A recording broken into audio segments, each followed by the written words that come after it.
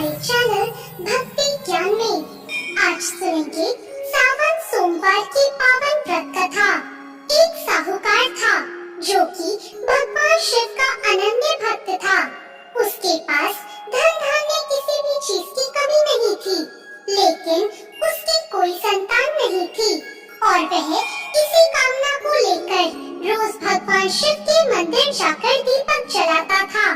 उसके इस भक्ति भाव को देखकर एक दिन माता पार्वती ने भगवान शिव से कहा, हे प्रभु, ये साहूकार आपका अनन्य भक्त है, इसको किसी बात का कष्ट है तो उसे आपको दूर करना चाहिए। शिव जी बोले, हे पार्वती, इस साहूकार के कोई पुत्र नहीं है, यह इसी दुख से दुखी रहता है।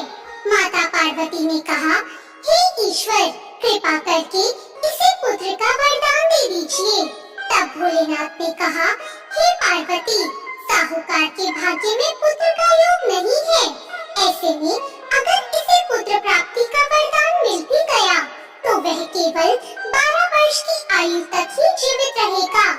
यह सुनने के बाद भी माता पार्वती ने कहा, हे प्रभु, आपको इस साहूकार को पुत्र वरदान देना ही होगा, नहीं तो आपके भक्त आपकी पूजा सेवा क्यों करेंगे। माता पार्वती के बार बार कहने पर भोलेनाथ ने साहूकार को पुत्र का वरदान दे दिया, लेकिन यह भी कहा कि वो केवल 12 वर्ष तक जीवित रहेगा। साहूकार ये सारी बातें सुन रहा था, इसलिए यह सुनकर उसे ना तो खुशी हुई और ना ही दुख। वो पहले की तरह भोलेनाथ की पूजा अर्चना करता रहा और उधर सेठानी गर्भवती हो गई और 9वें महीने में उसे एक सुंदर बालक की प्राप्ति हुई। परिवार में खूब हर्ष उल्लास मनाया गया, लेकिन साहूकार पहले की तरह ही रहा और उसने बालक की 12 वर्ष की आयु का जिक्र किसी से नहीं किया। जब साहूकार का बालक 11 वर्ष की आयु का हो गया तो एक दिन सेठानी ने उस बालक के विवाह के लिए कहा, तो साहूकार ने कहा कि वो अभी बालक को पढ़ने के लिए काशी भेजेगा।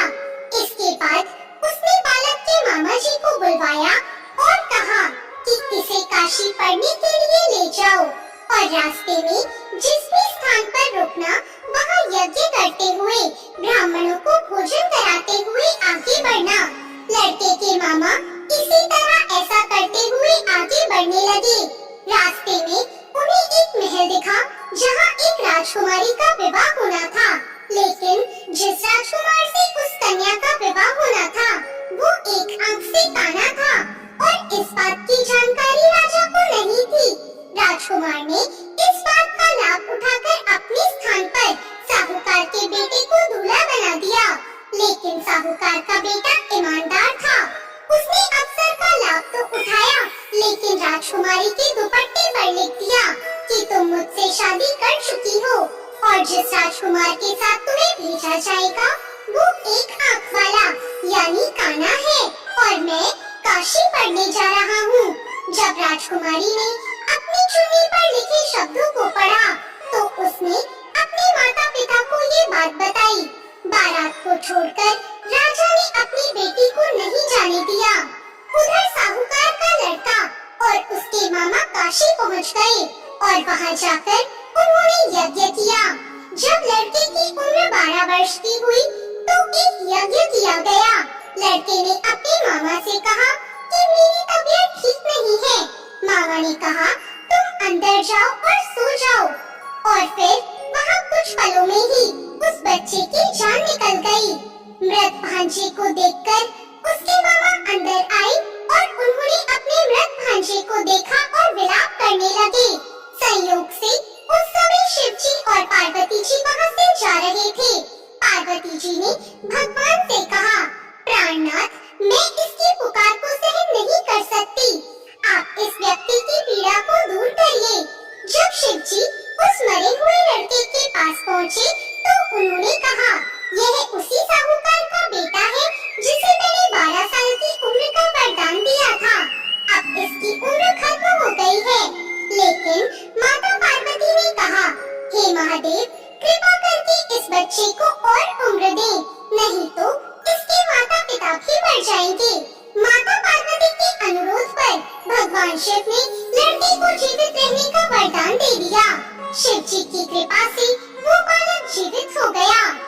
भिक्षा समाप्त करके जब वो लड़का अपने मामा के साथ अपने नगर लौट रहा था, तो दोनों चलते हुए उसी नगर में पहुँचे जहाँ उसका विवाह राजकुमारी के साथ हुआ था। उस नगर में भी उसने यज्ञ का आयोजन किया और नगर के राजा ने तुरंत उसे पहचान लिया। यज्ञ समाप्त होने पर राजा व्यापारी के बेटे और उसके मामा को महल ले आए और उन्हें बहुत सा धन और वस्त्र देकर राजकुमारी के साथ विदा कर दिया। लड़का और उसके मामा जब अपने नगर में पहुँचे, तो नगर में पहुँचते ही एक दूत को भेजकर अपने आने की सूचना दी।